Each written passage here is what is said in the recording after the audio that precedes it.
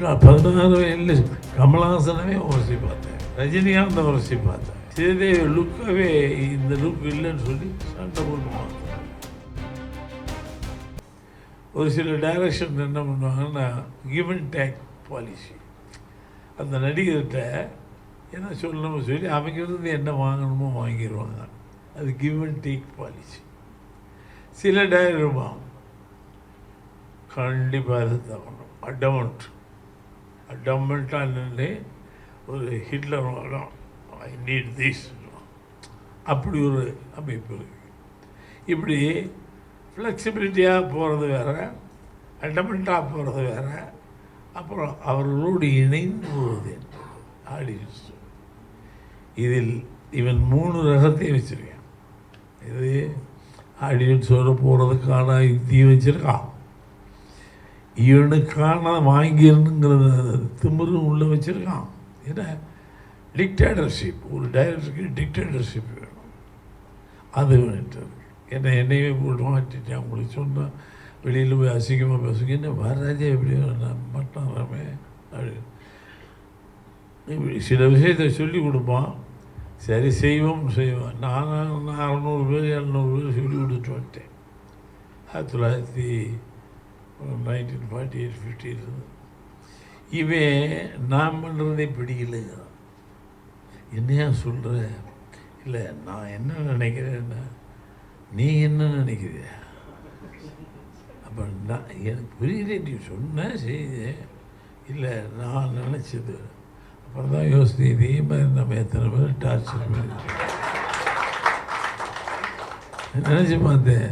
நம்ம போட்டு அந்த 16 வயதில் கமலஹாசனவே உரசி பார்த்தேன், ரஜினிகாந்த் உரசி பார்த்தேன். ஸ்ரீதேவி லுக்கவே இந்த லுக் இல்லைன்னு சொல்லி சண்டை போட்டு மாற்றினேன். உடல் கூறுபாடு வேறுன்னு சொல்லி மாற்றினேன். ஆனால் இவன் என்ன படுத்தின பாட ஒரு புக்கே எழுதலாம். என்ன உண்மையா இல்லையா? அப்புறம் சொல்லுவில்லை அப்படின்னு நீங்கள் அதிலே நடிப்பு பாருங்கள். அதாவது நம்ம வாங்கிட்டோம் அந்த பெருமிதம்.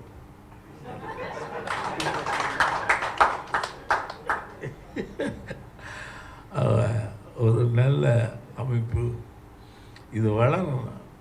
இந்த art has to come up, வளரணும். அந்த பிள்ளையை பூரா வளர்த்துக்கு என்னுடைய நன்றி.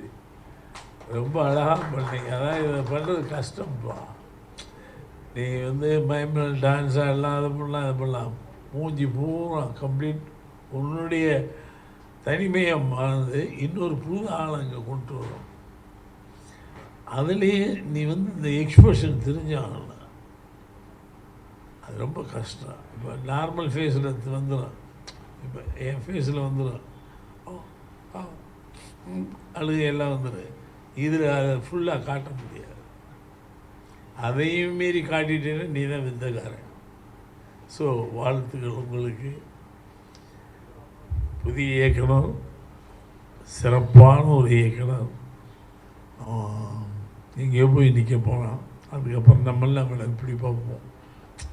இப்போ நம்ம இவனை இப்படி பார்க்குறோம். இவங்க ரெடியாக வந்துடுறாங்க ஆளுகளை வச்சுட்டு இல்லையா? நம்ம இப்போ இப்படி பார்த்துட்டு இருந்தோம். நம்ம இப்போ இப்படி பார்க்க வேண்டியது. சங்கரா அவனா. செய்திகளை உடனுக்குடன் தெரிந்து கொள்ள உடனே சப்ஸ்கிரைப் பண்ணுங்க.